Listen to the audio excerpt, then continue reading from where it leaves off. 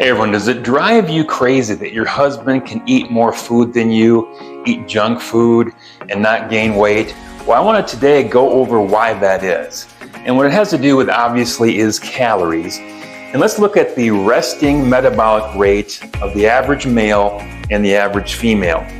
The average resting metabolic rate of a male is between 1,600 and 2,400 calories per day. And for a female, it's 1,200 to 1,800 calories per day. So that difference is between 400 and 600 calories per day that your husband or significant other is burning just going about living his life. So why is that? The main factor is muscle.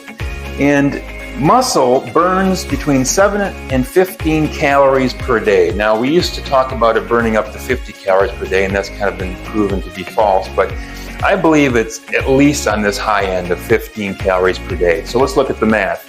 So if your husband or significant other has 20 pounds more muscle than you, and each of them is 15 calories per day burning, that's going to be like 300 plus calories per day that his body is burning just because he has 20 more pounds of muscle on his body as a male.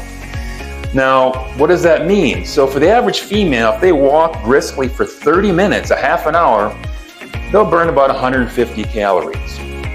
So by having 20 more pounds of muscle, your significant other, your husband, is like him going for a 60-minute walk, a 1-hour brisk walk every day, 7 days a week, 365, never missing, no weather, no cancellations, no sleeping in, every single day of his life just because he has more muscle. Now, how do you gain or lose muscle? Now, how you lose muscle is by aging. So as you get older, you tend to lose muscle.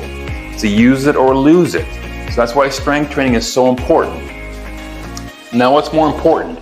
Diet, protein, or strength training?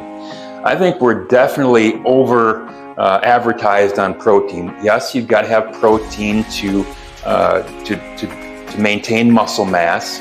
That's the fuel, okay? That's the building blocks of muscle. However, how you stimulate your body to maintain or grow muscle is by strength training. So it's so important to get the strength training in. And the great thing about strength training is you don't have to do it every day to get the results. In fact, one good strenuous workout per week can be enough to maintain your muscle mass so your metabolism is not being reduced as you get older. Now here's another big factor.